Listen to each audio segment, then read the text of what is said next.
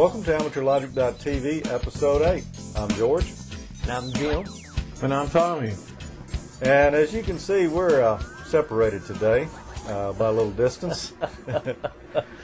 And by a couple other things. Yeah, Jim and I are here in Mississippi at the regular location. Of course, Tommy is in Missouri, his new residence. Say hi, Tommy. Hey, everybody. We're trying a little test here to see if we can get things to work from two remote locations. So far, it looks like it's going to be pretty promising. Yeah, this will be a new trial for us. We were using Skype video for Tommy from Missouri, and we're using the Skype audio as well. Plus, we'll be doing some live camera shots that he's taping there as well. So it's going to be an interesting episode, we think. Yes, it's definitely different, definitely high tech. And definitely a lot more work editing. Okay, George, what have we got first up? Jim, you know, Intel just released the new dual-core Pentium chips. Right. The hyper-threaded models have been out for a while, and, you know, it's basically one processor, and they were doing some fancy transistor switching in there to make it kind of appear like you had two processors, but the dual-core is actually two processors on one chip. Yeah, that's right. So what we're doing this time is looking at a comparison of an Intel 3.2 gig hyper-threaded chip against an Intel 3.2 gig dual-core chip. Oh. Now, both of these machines have 1 gig of memory in them, and one of them, which is, well, let's see, mine, the one that has a dual-core chip in it, it's loaded down with Norton antivirus, a couple of anti-spyware programs. I was running Outlook, Windows Explorer. In other words, the dual-core machine was loaded up pretty good with other processes. As a matter of fact, let's look at the video here. You can see on the hyper-threaded machine here what's loaded. Looking in the task manager, we see we've got a few things loaded. Now look at the dual-core, and you can see we've got almost twice as many processes running there. Ah, I see. All right, we go. Both machines are started up here. And we're going to move things around and zoom in a little bit. Now, we're using cameras to shoot this rather than screen capture software because we didn't want that to get into the test. And what we're doing is we are using probably the toughest test I know, and that's using QuickTime to do some H.264 compression on video. Okay, so that's what it's doing right now. Is it's the movie that it's exporting is an H.264 encoded movie. Yes, and you can see, where are we right now? How far along? 17% on the dual core, and on the hyper-threaded. I wonder how far along we are on it. It ought to show us here in just a second. Okay. How big a file is this, George? Or how many minutes? This is the Season 2 promo that's on the air right now. Okay. Or on the on the internet right now. What are we at on hyper-threaded there? About 19%. It's running at least fairly close. At this point. At this point. Okay. Well, we'll keep watch on that, and let's cover a little email here in the meantime. Okay. All right, Jim, why don't you go first? Okay, what do you sure. have here for us? Well, I got one here from Chuck in Chicago, and Chuck says, "Hey, you guys have asked viewers about the mix between amateur radio and computer tech. In my opinion, you have the perfect balance right now, so don't change. Thanks, Chuck. More either, and the pace would slow. So I like how you guys do it. The ride along the Wi-Fi range vidcast with the narrative in the pickup truck was great. Thanks again. When am I going to get my next fix? April is over and nothing is posted." Well, we covered that. I guess this is it. Yeah, in the next, we did actually have episode 7 came out. Was it in May? I believe we released. Yes. And we explained back in episode 7 the reason that we skipped April, and we'll probably skip April next year again. Maybe. I don't know. We'll see. Yeah.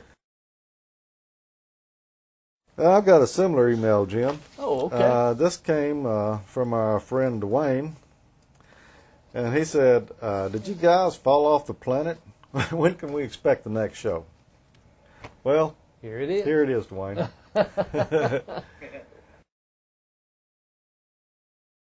Tommy, have you got an email? I sure do. I've got one from George, a different George, of course. First, I'd like to say I love your episodes. I have downloaded episodes 1, 2, 3, and 7. However, I cannot download episodes 4, 5, and 6. I've tried both QuickTime and Windows formats. It downloads a few megs and hangs. I have also tried the torrents, but it says they do not exist. Need help to complete my episode collection. My ADSL is a 3 megabit connection. Anyway, we've been having a lot of trouble out of our previous hosting company, GoDaddy. Yes. Yeah. A common complaint. Yeah, definitely. We went, back and forth with tech support with them for a long time. They're dropping a lot of packets and the downloads are timing out, so we finally just dropped GoDaddy altogether. And all of the download problems should be resolved. Give them a try again, George, and you should be able to get all the rest of your collection together. Yeah. Absolutely. Now, what about the BitTorrents? He asked about that too, and they were down for a little while. Yeah, that's correct. I relocated to another part of the country, I was responsible for running the BitTorrent server, and until I got the server set back up, unfortunately they were down for a short time, but they're all back going now. All right. Cool. Well, let's take a quick look at back at our video here. We're finished. The dual core finished in 4 minutes and 3 seconds. It compressed that video, and I don't remember how long that was. It was pretty fast. I Yeah. think the Hyperthread is still working on his.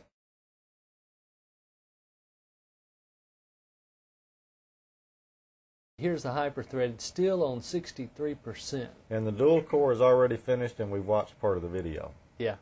So definitely the dual core chip is faster than the hyper-threaded chip if you're compressing video. Yeah, especially if you're compressing video or obviously anything CPU intensive, it's going to be especially more beneficial. Yeah, now I went from a 3.2 gig hyper-threaded straight to a dual core on the same machine, didn't change anything but the processor. And it ended up that I couldn't tell any difference. I put the dual core in, I didn't notice anything was really any faster until I tried this test. Bingo. Yeah, and that's because not much software makes use of. Mm-hmm. But in this test, I actually looked at the task manager, and you could see that there was different things going on with each processor. Yes. The hyper-threaded just finished at 5 minutes and 26 seconds. So overall, 1 minute and 23 seconds, if my math's right. Yeah. And that's pretty impressive for that short of a video clip. I've been thinking about upgrading my hyper-threaded machine to a dual core. That may just be the excuse I need to go ahead and do it. Yeah, Tommy, Yeah. me too. I'm just a hyper-threaded guy. It really makes a difference on this. Now, this is just a short video. Now, when we go to compress episode 8 here, I suspect we're going to see quite a bit of time savings on that. And I found out something else during that test.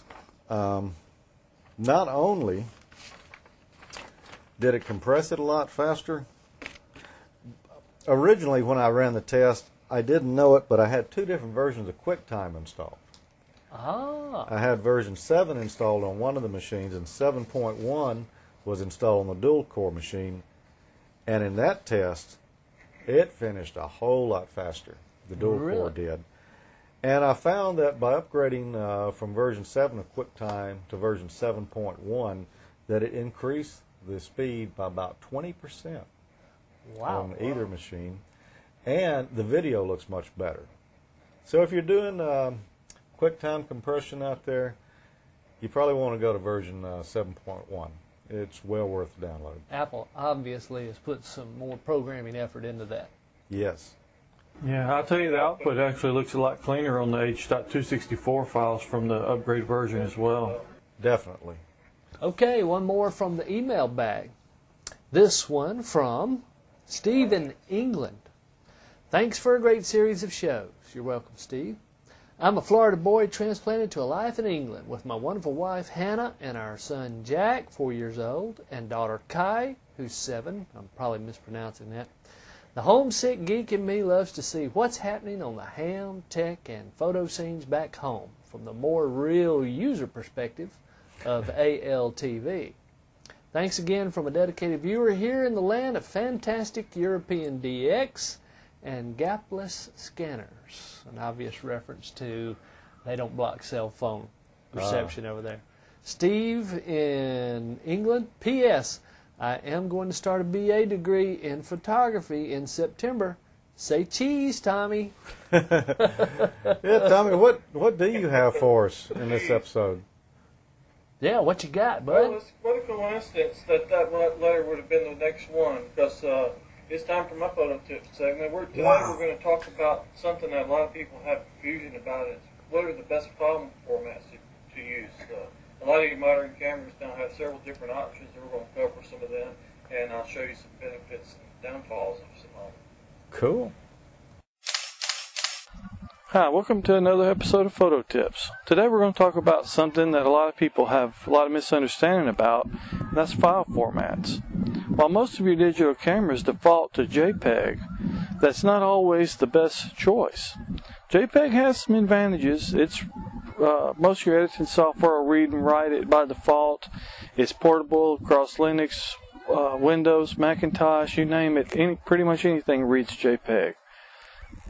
The downfall is it's a lossy compression scheme where actually data that the algorithm thinks that you don't need to view the file in a close representation of the way you took it is actually thrown out. So each time you load that file into your editor, make a change to it and save it, you're degrading the quality of your image. Now there's another format that doesn't do that, and that's TIFF, Tagged Image File Format. It's been around a long time. It stores in 8 or 16 bits per pixel depending on your settings that you choose. And it's non-destructive. It uses the LZH compression format when you store it in a compressed TIFF, and it's portable across operating systems as well. It's a good format. It takes a lot of space, but if you make a change to your file, it's actually stored, or it actually manipulates the image data. The one that's overlooked, and it's my personal favorite actually, is the RAW format. If you have one of the higher end point and shoots or a digital SLR, you should have a RAW file format option for your camera, and that stores your data in 12 or 16 bits per pixel as well, just like TIFF files. It generally takes less space because most of your RAW formats have a compressed version of it. The manipulations, if you choose saturated setting on your camera or a different tone curve, and we'll cover those in a later episode, what a tone curve is, but different settings like that stuff is stored in the header of the file, and the image data is left pretty well untouched. So you can make a lot of adjustments to your file without actually destroying or degrading the original image. Much like a negative is for a photo finisher, they take your negative and make a print, but they don't actually manipulate the negative. You can take it to another photo finisher and they could interpret that negative a different way, and you can come out with a whole different set of colors, different exposure, and so on. The RAW format has a downfall, at least one downfall, but what doesn't. But some people think that because some camera manufacturers don't publish the specifications for the RAW file, that in the future you may not be able to get software to edit those files. There's a movement out. Check out openraw.org if you're interested in finding out some information about a movement to try to get camera manufacturers to either use the same format or to at least publish their RAW format, so independent software vendors in the future can ensure that we have software that will read and write those files, manipulate those files. RAW files are another downfall of those is you have to have special software. Generally, your camera will come with some software to read and write RAW images. You generally read them, do manipulations, and save them in another format, although some software will save it back into the RAW file itself, like Nikon Capture or Nikon View. Adobe has a good editor. but it's actually a plug-in for Photoshop or Photoshop Elements. It's called Adobe Camera Raw, and they're pretty good about keeping that thing updated. As new models of digital cameras come out, they're pretty well constantly updating that plug-in that you can download off their website for free updates. That's supported in CS2 and above, I believe, and Elements 4. I was mentioning how you have a lot of latitude to do adjustments with the raw file formats. Let's take a look at some damn examples here, and I'll show you what I'm talking about.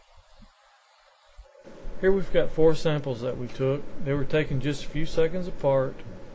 Let's concentrate on these darker ones since they were purposefully underexposed. The only difference is this one is taken with JPEG, it's 8 bits per pixel. This one is taken with RAW, compressed RAW, which is 12 bits per pixel. The exposure information is the same, and they were taken less than 1 minute apart. Let's edit the JPEG first. I'm going to edit it using the Nikon editor since that's the one that I'm familiar with. Most of the software comes with your camera. This particular editor is one you have to pay in addition, but the regular Nikon editor comes free with Nikon View. It's a download, or it actually comes with most of your cameras.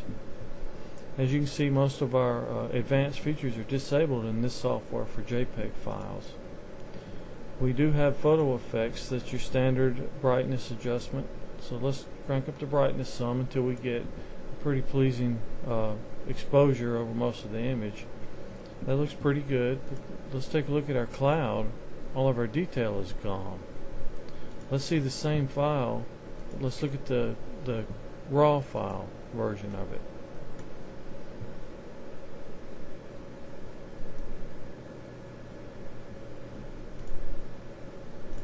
Zoom in on our cloud. We have the same photo effects, but if you look, we've got advanced raw, white balance, noise reduction, a lot of other options that are available. The advanced raw and the white balance adjustments are what actually make the raw images shine. Let's do a little exposure compensation, which is essentially doing the same adjustments that you would have made in the camera to make the correct image to start with. If you have a little problem getting your exposure right, you can tweak it with this. Now that's a pretty good looking image right there, but if you look, we've still got a lot of details in our cloud. We've got a lot of other options available: sharpening, tone, color mode, saturation, etc. Let's take a look at the sharpness of the image. We'll see these markings on the side of the dam, and they're pretty good, pretty legible. But if we look at the same markings on the JPEG file, there's a lot of detail that's been lost in this file as opposed to the raw. This is the data that comes straight off of the camera sensor essentially, whereas the JPEG has been manipulated by the little JPEG engine and the CPU in the camera. And I believe that's due to it having a small CPU with not much power, and it's using a fairly lossy algorithm to be able to save the file and do a conversion in a pretty short time frame. But there's a big difference in your file format right there. As you can see, there are quite a few benefits to using the raw file format. Quite a number of editors out. There's some good open source ones out. Do a search on the web. Anyway, as always, if you have any tips or comments, please give me an email at tmartin@AmateurLogic.TV, and we'll see you next time on Photo Tips. Wow, that was cool, Tommy. I now know I will be changing my format because I have been using JPEG. Yeah, I'm going to have to look in my camera, so I'm not sure that it has RAW. Yeah, raw format's pretty awesome. That's about all I ever use anymore. If I need to get some quick prints, sometimes I'll shoot JPEG, but raw, that's the best way to go. You get the most flexibility in editing, and you get the very best image quality. Really, to me, it's about the only option. I've got an email coming up here from Steven in Canada. Love the show, guys. Keep up the good work. It's a good mix of computer-related topics, radio, electronics projects, and helpful tips and hacks. I just picked up an iPod with video to watch your show as well as other video podcasts. The problem is when I try to subscribe to your iPod's RSS feed, iTunes gives me the error. There are no playable episodes for AmateurLogic.TV. The URL might point to a text-only episode or contain file types that iTunes cannot play. The feeds work great using Democracy Player as well as iPod or Lemon on my Apple iBook. Is it possible to get an iTunes-compatible feed? You've done some work on that, haven't you, Jim? Yeah, as a matter of fact, that should all be fixed and working now. However, if you have any more trouble or anyone has anything different, in other words, you see that it's not working, please do send us an email, and you can send that email to admin@AmateurLogic.com. Are you sure that's a good address? Yeah, it is. Okay. What have you been working on this summer, Jim? Tell us what you did on your summer vacation. Well, actually, some pretty interesting stuff for the geeks out there, the real radio geeks or electronics geeks, either one. Now he's talking about the real geeks. It's not for lightweights. Very true. Kind of getting back down to the component level. Electronics builders will use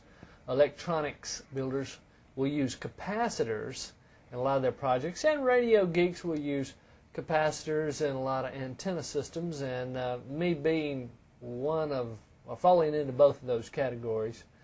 He's got a double dose.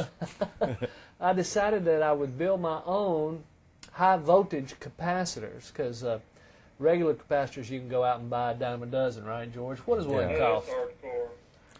Oh man, just, I don't know, pennies. Yeah, you can get regular old capacitors for literally a dime a dozen, maybe.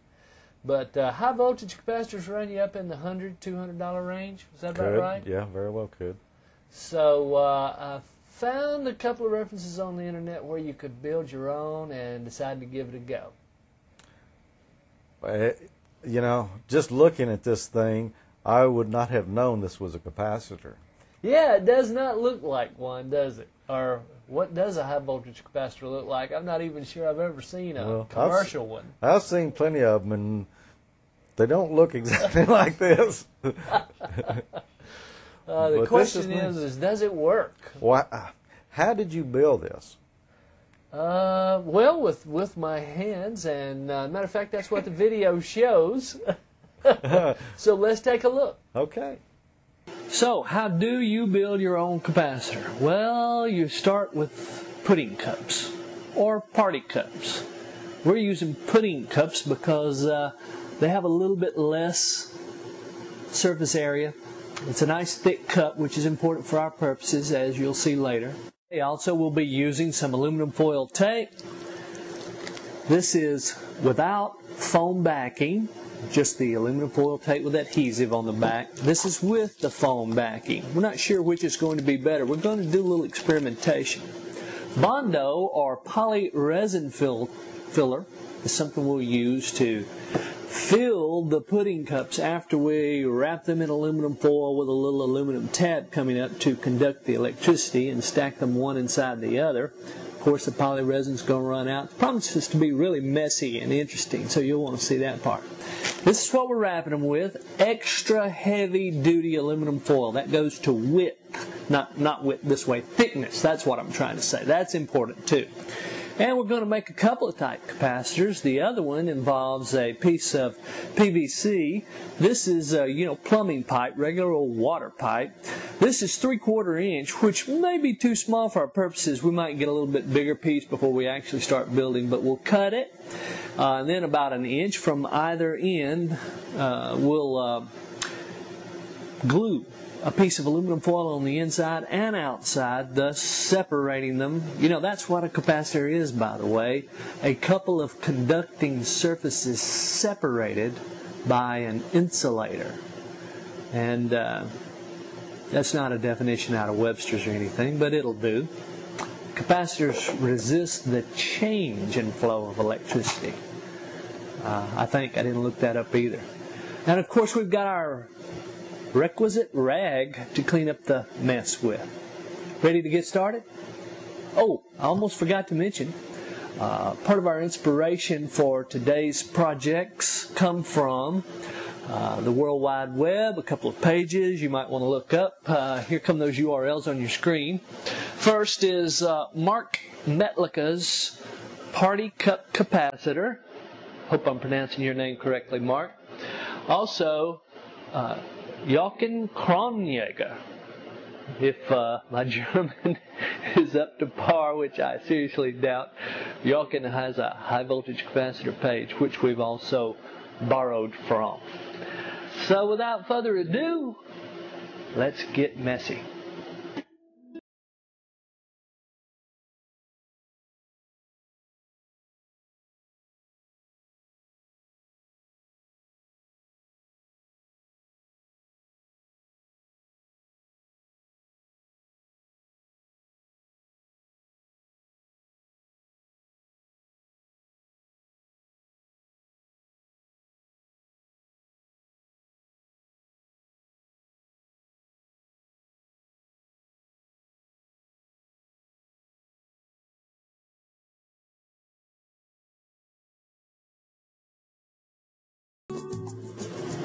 Okay, so here's cup number 1. Let's let you get a good look at that.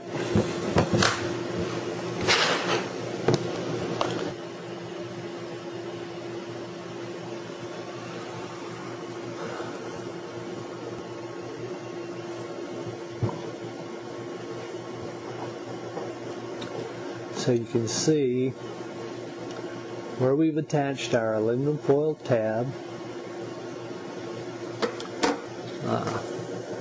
Don't you think that smoothed out nicely? I mean, it's still got a lot of wrinkles in it, but overall, the wrinkles are not bad. Here's what the bottom looks like, where we put a little piece of the tape to secure the bottom. And here's the seam. You probably can't differentiate, but anyway, there's a piece of aluminum foil tape right here that holds the seam together and holds the tab in. Actually, the one on the inside holds the tab in, but you can't hardly see that. And this will come up and be our electrical connection once we put all the cups together, filled with polyresin, like so.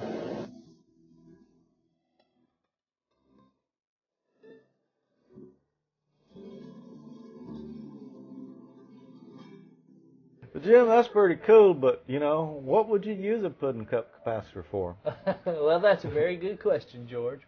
And the answer is, for my particular purpose and in a lot of other purposes, for an antenna system that listens on the very low frequencies, like AM or below AM, on the what's called the very low frequencies.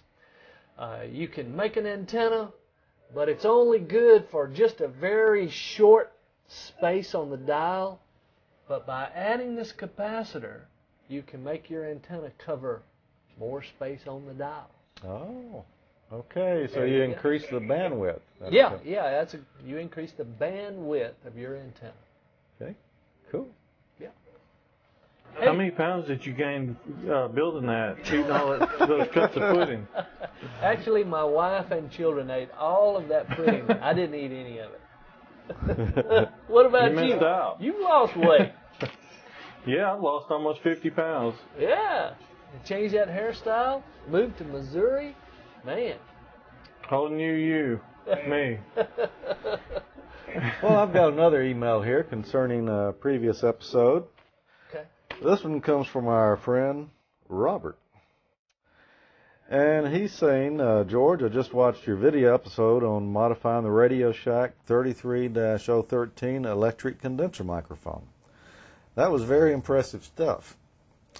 I'm a legal videographer and use these mics all the time. I run these connected to my Behringer and Mackie mixers. For better signal, I use an 1/8 inch to 1/4 inch adapter with a 1/4 inch to XLR adapter to my devoted XLR inputs on my mixer. This gives me much better results than using a 1/4 inch inputs. I wouldn't have thought so, but I guess it's maybe a better impedance match.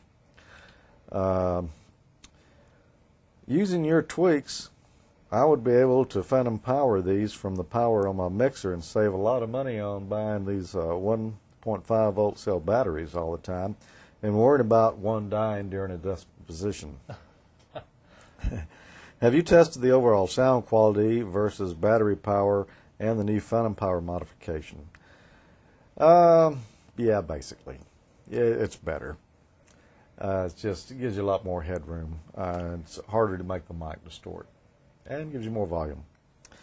So I'm not electronically inclined, nor do I own a soldering iron. I live in Phoenix, Arizona. Is there a possibility I can pay you to modify my mics? I have almost a dozen of these. If you can, let me know what you'd charge. P.S. I also have a Radio Shack table boundary microphone that uses the 1.5 volt cell battery too. I assume this can be done with it as well. And that's from Robert. Well, Robert, sorry, but no, that won't work. George said he would modify the microphones for you, but at the cost that it would be, which would be several $100s per microphone, it would probably be cost prohibitive. Yeah, for a $30 mic, I suppose so. No, what the problem is when we modified these for phantom power, it was to use with the phantom power that comes out of, say, a camcorder or a low voltage device like that. Not really the professional phantom voltage. Your Mackie mixer is going to have 48 volts coming out of it. Big voltage. Yeah. We only had 9 volts coming out of these little battery packs. This is what's powering our mics. And there's this little 9-volt battery in there. And that is about all you can put to those elements. They'll take about 10 volts. Yeah. So unfortunately, no, they can't be modified for the real 48-volt phantom power. And there you have it. Yeah. Tommy, you got another email for us? I do. I have one from Nathan in Canada. My feedback is in regards to the surge protection on the site. You're correct about why the surge protector was causing an overload, although with some effort, I've managed to force surge protectors to work without gutting them. However, there's a much cleaner way to deal with inverter power conditioners. These have the circuitry and capacitance to turn a choppy, surgy, semi-sine wave into a true, clean 115-volt sine wave. They handle both dips and surges too. They're available from many online retailers, and most professional audio dealers will also carry them. Just a thought from a viewer who really enjoyed the show. It's on Nathan. I appreciate the tip, Nathan. And for those others, I guess you've seen, Nathan's referring to I guess that was episode 2 we did on Was that the dirty power. Was that 2? No. That was number 1. This That is was 3. No, that No, was it was 4. no. No, really, it was 4. Actually, you're right. It was episode 1. Yeah, because episode 1. Yeah, remember that was released right after Katrina. Yeah, you're right. You're right. That's when all this stuff was important. No doubt. I'm going back and look at the Yeah. tapes. Anyway, yeah, that's an excellent suggestion. Those power conditioners do work great. Kind of expensive though. Yeah, very true. Well, George, what did you do this summer? Well, I didn't take a vacation this summer. Just, I don't know, never got around to it. Just too much going on. I didn't either. Tommy did, though, the rascal. But I didn't really take much of a vacation. But I did make this little video here just to, I had a few little things I was curious about. Inquisitive George, you know. Yes. And anyway, a few little items I was thinking about, you know, how are they doing this? What does a toy boat, a wind-up radio, and an electric toothbrush have in common? Sometimes I like to open up things and see what makes them tick. And today I picked out 3 little electronic items here that are a bit strange in the way that they receive their power. I thought we'd have a look at each to see what makes them tick. First, let's take a quick look at this Braun Oral-B electric toothbrush. Now, I've got to admit, this one threw me for a loop at first. I had to think about it quite a while before I figured out how they were charging the battery in this device. I believe it has a nickel metal hydride battery in it, which is pretty standard. But if you look at the bottom of the toothbrush, there's a little hole here, and that fits over a little post down here on the charging base. Now what's strange about this is everything's insulated. There's no metal contacts anywhere here on either the toothbrush or on the charging post. So how are they getting electricity out of here into the toothbrush to charge it? A, hidden contacts, although it doesn't appear that there's anything there. B, capacitive coupling. C, inductive coupling. Or D, magic. While you're thinking about that, we'll look at the other two items. I bought this at a local drugstore one day for about $10 because I didn't have one and I wanted a wind-up radio. Well, you can run it off batteries if you like. It has a battery compartment for a couple of AA's, or it's got a handy wind-up generator here that you can charge it with. Simply turn the crank to make your own electricity.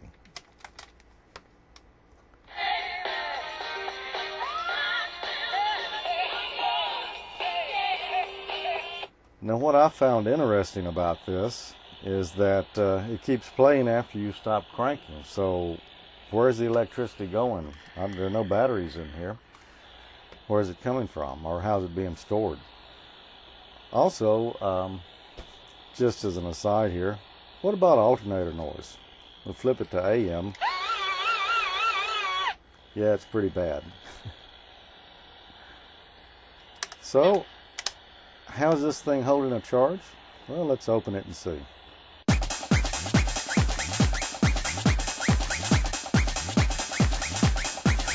Well, how about that? It does have batteries.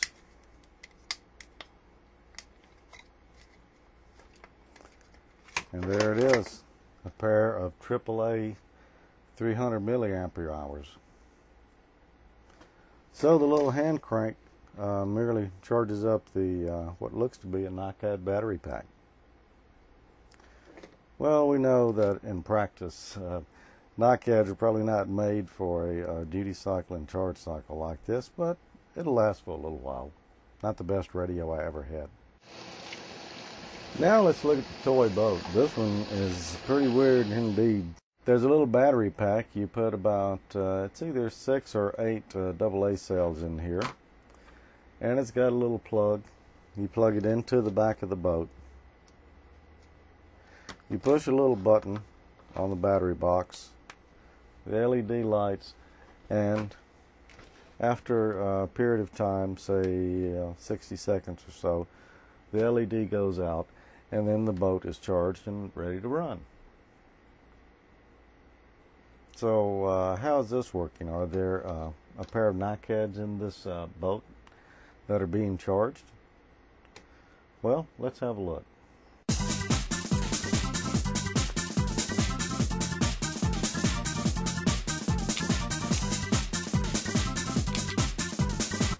There's water. Well, I don't see a battery pack. But what I do see is 2 electrolytic capacitors. So apparently the battery voltage just charges up these 2 electrolytics, and then that's what runs the boat. And now back to our mystery item, the Braun toothbrush. How are they getting charging voltage from the charging stand into the toothbrush? Well, our choices were A, hidden contacts, although it doesn't appear that there's anything there. B, capacitive coupling. C, inductive coupling. Or D, magic. First, let's look for hidden contacts. We'll bring in our trusty voltmeter.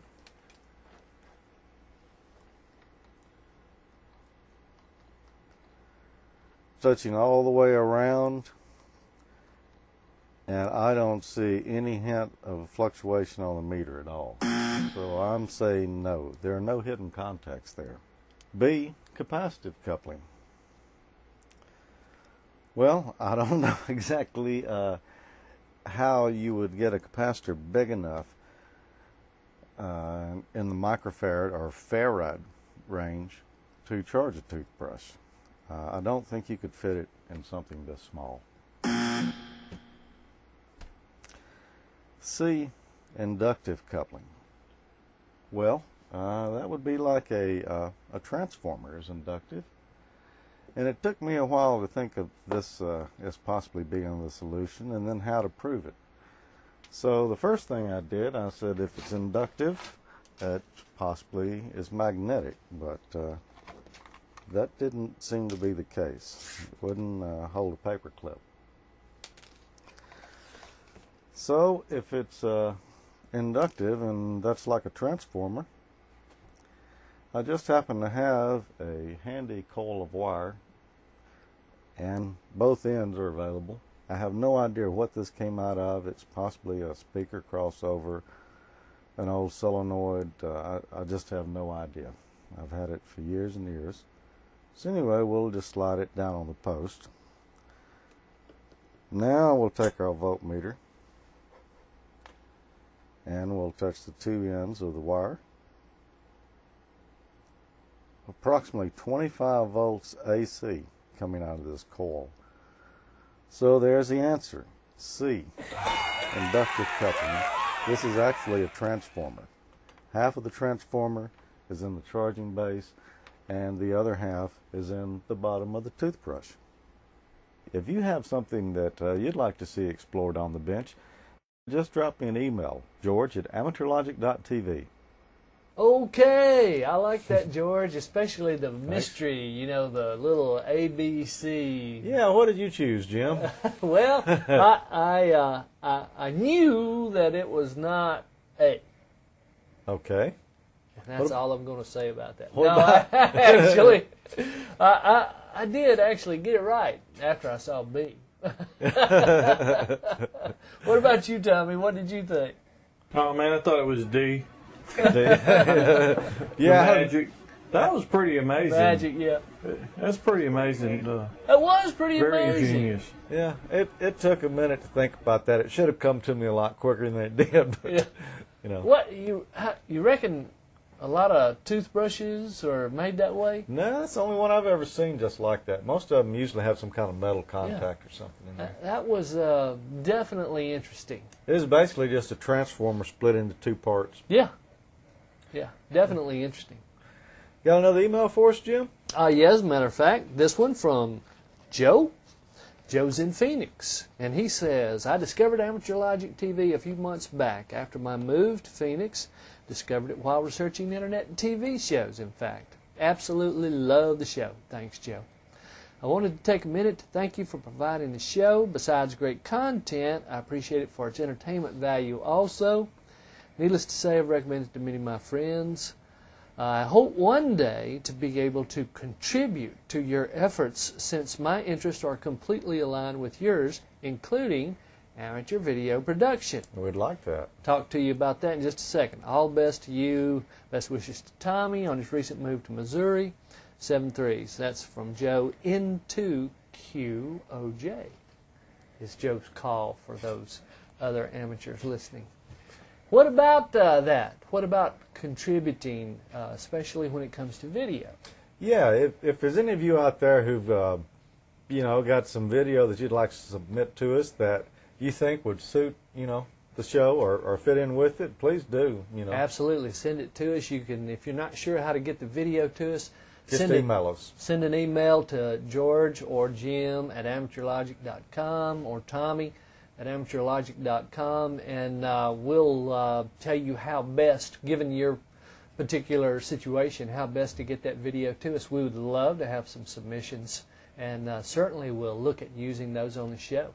Yeah, you could even send it to AmateurLogic.TV. That will work too. Oh, okay. I'm sorry, AmateurLogic.TV. You knew that. Yeah, but we would like to have some videos. If you got something out there that you'd like to share with us, please do.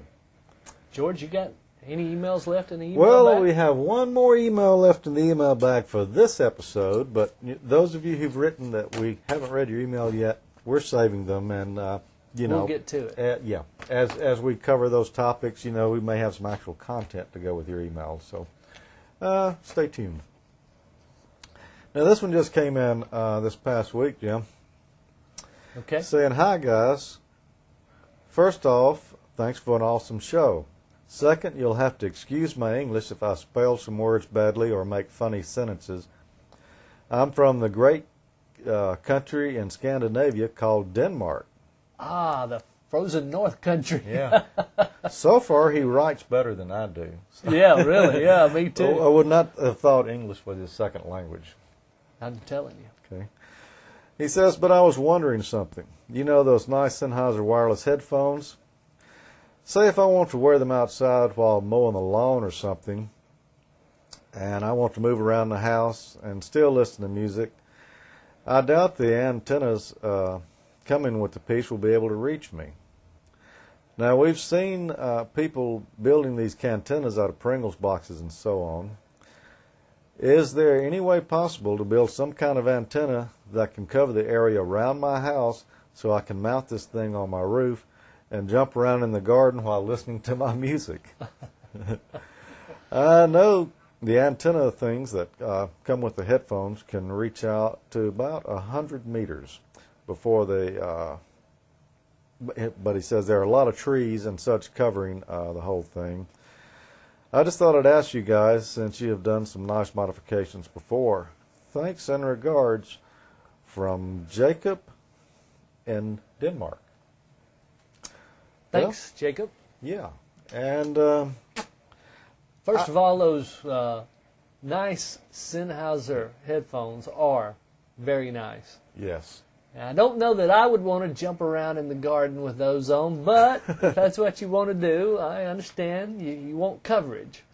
Yeah, I haven't got a set of those headphones myself. I have some old wired Sennheisers from years ago, but I don't have the wireless one, so I don't really know what frequency these operate on, and that is critical to your success.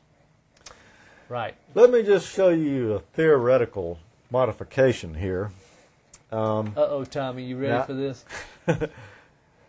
I don't know if you can apply this to the Sennheisers or not. But about the only way that you can take a small transmitter and improve the range of it is through the antenna. Antennas. Now this little device here is called an iRock. This is just a little FM transmitter like you'd plug into an iPod or a CD player. And it's got a little switch. You can select what frequency you want to be on. This works in the FM band. As in FM radio. Yeah, now this one's been modified in a couple of different ways. First, it came with just a AAA batteries in it. It had a couple of those in it. So it only played a couple of hours and it was dead. So I sawed it up and hacked it up real good where I could fit a couple of AA's and it'll go for days now. It doesn't, it's still the same voltage. What's that, Tommy? You got anything that hadn't been modified? I knew he was going to ask that. No, as a matter of fact, no, I don't. So anyway, as this device shipped, I opened it up, looked in here. The antenna lead is just a wire that runs down inside the little cable that plugs into your iPod. That's what they're using for the antenna. I see. Well, if you looked at your the antenna on your car for FM is what? 31 inches? Yeah, a little longer than this. And the reason is that's we're trying to tune that for the FM band. Correct. For the FM wavelength. So this is too short. This is nowhere near what we need. So basically all I did is went out and measured the length of the antenna on my vehicle. Or you could have calculated out, a wavelength. That's right. And I added this little wire right here that is the right length for the frequency that this operates on. So now I can go out in the yard, jump around in the garden, mow my grass, or do whatever, and listen to it on a Walkman. Now I'm thinking the Sennheisers are probably a lot higher frequency than this. So yeah, they might be on the 2.4 gig band. I really don't know. So your possibilities of modifying it are going to be less. more than likely the antenna is already the right length that's on it. But if you can determine what frequency it is, that's where you'd begin. Yeah, you could look up the formula, couldn't you, and determine what the correct measurement is and improve the antenna, most likely. Yeah, you just look at the formula to convert frequency to wavelength, and I used to know it. So 300 divided by the frequency in megahertz. Okay, I don't remember, but we'll take Jim's word for it. Oh. Well, we've enjoyed it. Yes. Boy, is it that time again? It's that time again. Wow, another episode. Gone. Just like that. Yep. Tommy, what do you think about that? 8 of them. 8 of them. 8. Can you believe it? Yeah, it's amazing. You're first from Missouri? Yeah, I think the remote shoot went fairly well. Yeah, this did seem to work pretty well. This is our first attempt at using Skype to do this to get on Tommy. And yeah, the next time though, I hope you guys will clean these spots off of the inside, off the monitor right there, so I can see a little better. We got you. There you Oh. Well, that's it for episode number 8. We do hope you enjoyed it, and we look forward to seeing you again next month. Tommy, say adios. Adios. Adios. Goodbye.